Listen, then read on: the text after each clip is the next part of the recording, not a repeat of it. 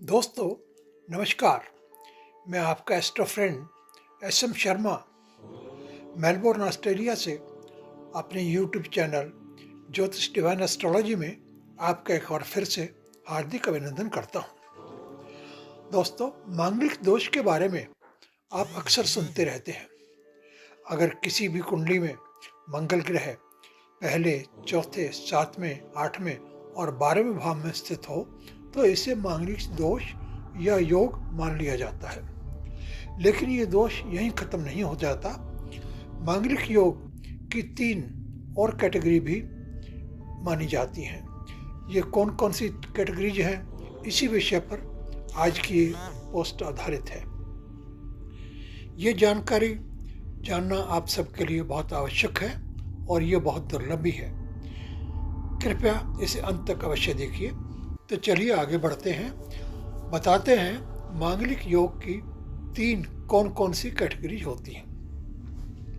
Number 1, सामान्य मांगलिक योग बनता है अगर मंगल ग्रह किसी भी कुंडली के पहले, चौथे, सातवें, आठवें या 12वें भाव में विराजमान है।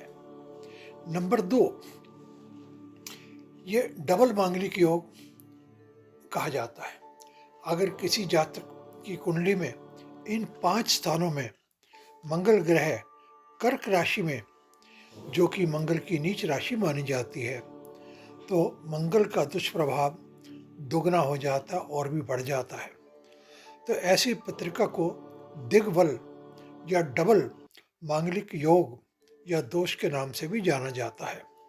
ऐसी स्थिति को काफ़ी कठिनता से देखना चाहिए और इसका उपचार समय रहते कर लेना चाहिए।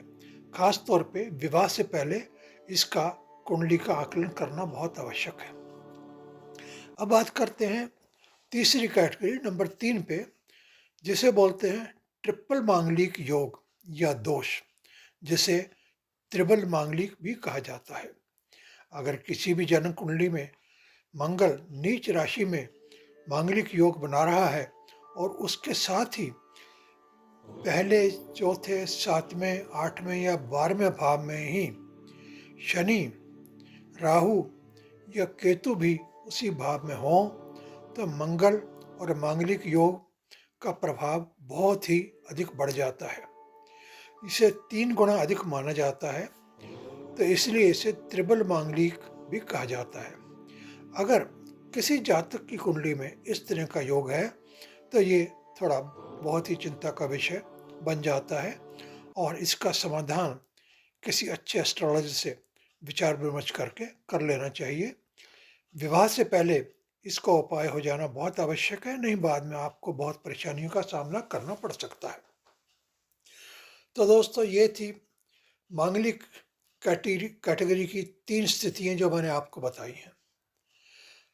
अगर आप अपनी पुत्र पुत्री के लिए वर वधू की तलाश कर रहे हैं तो मांगलिक योग की जांच भली भांति करवा लेनी चाहिए। पत्रिका में अनेक ऐसे योग भी बनते हैं जिससे मांगलिक योग भंग हो जाता है। खाली मांगलिक सुन के डरने की आवश्यकता नहीं है।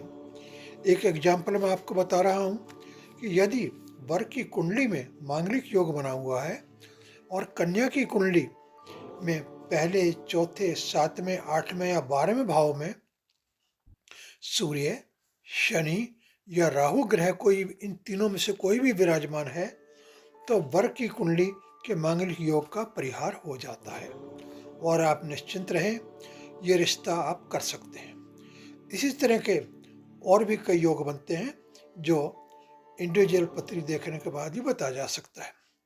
मैं अपनी आने वाली पोस्ट में आपको कुछ ऐसे ही और योगों के बारे में भी बताऊंगा जिससे सभी प्रकार के मांगलिक योगों का परिहार हो सकता है। तो दोस्तों, ये थी आज की पोस्ट की जानकारी जो मैंने आपके लिए दी है। आपको ये जानकारी कैसी लगी कृपया हमें कमेंट बॉक्स में अवश्य बताएं।